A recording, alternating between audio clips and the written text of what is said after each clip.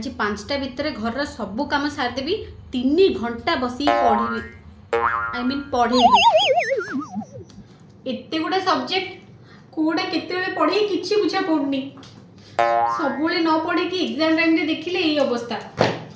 आग मैथ्स टा बुझीदेवी भलरे बुझीदेवी कौन बुझेदेवी नहीं नहीं आग हिंदी टा पढ़ेदेवी हिंदी पाई तो मझे गोटे दिन गैप अच्छी हिंदी हो ताले ओडियाटा नहीं नहीं ओडिया तो हो इजी अच्छी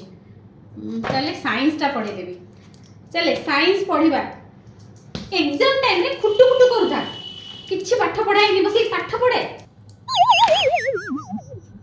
एगुड़ा कौन आखि जुलजुलिया ही देखा जाउची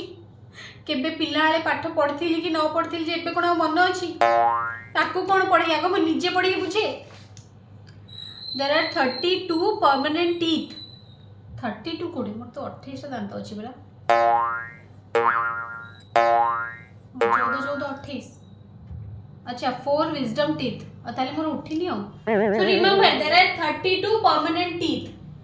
ल्यूमिनस इल्यूमिनस कहले कौन बा टे गूगल मार दिए इल्यूमिनस कहले अच्छा ताले एटा उत्तल अवतल बोधे भगवान ओडिया मीडियम माँ को इंग्लिश मीडियम पिला केमती बुझेबी क्वेश्चन आंसर लिखिनु रे क्वेश्चन आंसर लिखिनु हां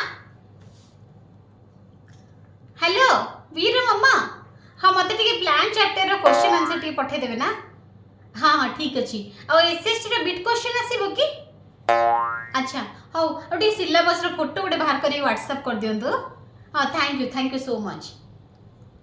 पाठ कोन वर्ष जाक मार्केट कोड जीबी मो पूरा एग्जाम अछि परा तमे जाय ज्ञान सॉरी बट मो भोजी को जाई परिबिनी पूरा एग्जाम अछि तो टीवी कोन देखुची मो पूरा एग्जाम अछि परा पाठ पढिया पड़िबो हेलो हाँ नानी पछे कौन करछि पिला पाठ पढौछि तो एका थरे 4-5टा अलार्म लगे दउछि निद भांगियोनी जदी परीक्षा अछि जे मिस हे जिवो 4टा रे गोटे 4:30 रे गोटे 5टा रे गोटे 5टा अधे रे गोटे 7टा हेला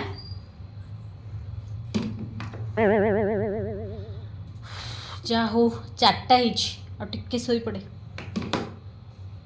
A little less than 4/5 of air is nitrogen and about 1/5 of air is oxygen. Oxygen, remember 1/5 of air is oxygen and less than 4/5 of air is nitrogen. Okay, about 1/5 of air is oxygen. We and most living beings need it for respiration or to.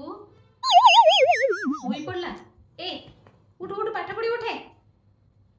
मु निजे ही पढ़ दूची We and most living beings need it for respiration or to get पिला जदि एति पाठ पढ़थांदी आज गोटे officer टे ही थांदी